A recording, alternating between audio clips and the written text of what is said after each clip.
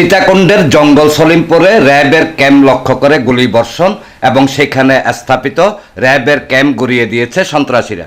রোববার দিবাগত রাত 1টার দিকে এই ঘটনা ঘটে।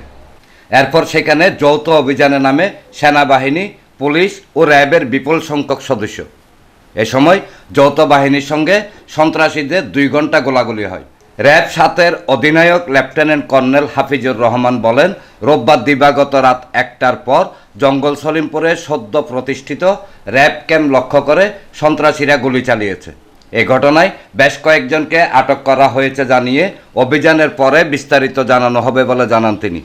এখানে একটা বিষয় হচ্ছে যে আপনি এই এলাকাটা দেখেছেন, এটা খুব অনেক বড় একটা পাহাড়ি এলাকা, প্রায় 3600 একরের প্লাস।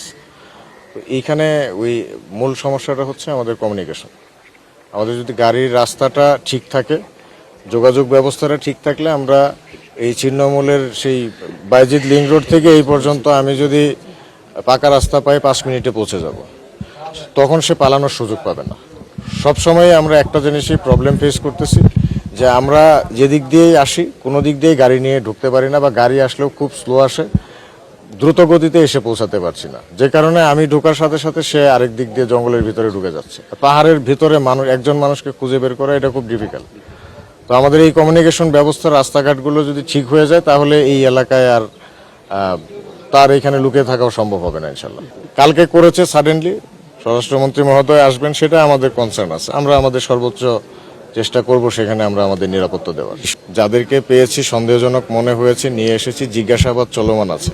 জিজ্ঞাসাবাদ শেষে যাদেরকে আমরা ক্রিমিনাল পাবো তাদেরকে গ্রেপ্তার করব, যাদেরকে ক্রিমিনাল পাবো না তাদেরকে আমরা ছেড়ে দেব সসম্মানে। অভিযানে অংশ নেন চট্টগ্রাম রেঞ্জের ডিআইজি মোহাম্মদ মনিরুজ্জামান ও চট্টগ্রামের পুলিশ সুপার মোহাম্মদ মাসুদ আলম সহ ঊর্ধ্বতন কর্মকর্তারা। গতকাল রাতে যেটা হয়েছে, মধ্যরাতে বলা যায় 1টা-1:30টার দিকে, যে আমরা খবর পেলাম যে এরকম কয়েকটা রাস্তার কয়েকটা জায়গায় তারা এক্সকাভেটর দিয়ে ওই গর্ত করে ফেলছে যেন কোনো যানবাহন না ঢুকতে পারে। তো এইটা শোনার পরে ওসি সীতাকুণ্ড কিন্তু এরপরে সাথে সাথে এইদিকে চলে আসছে। আমরা একটু এক্সট্রা টিমও পাঠাইছিলাম। এরপর পরে ওরা আসার আগেই কিন্তু তারা আবার এটা কাটতে কাটতে চলে আসে যে ক্যাম্পের দিকে। আমাদের যেটা মূলত সমস্যা হয়েছে এখানে, যে আমাদের আলীনগর এলাকায় নতুন যে ক্যাম্পটা করা হচ্ছিল, তো ওইটার প্রতি বিশেষ করে ওনাদের একটু নজর ছিল, এবং সেটা তারা ভাঙার জন্য এক্সকাভেটর থেকে শুরু করে যে ভ্যাকুম মেশিন টেশিন নিয়ে এসে তারা কিছু অংশ, দেয়ালের কিছু অংশ ভেঙেও ফেলছে, এক পাশে আর কি টিন ভেঙে ফেলছে।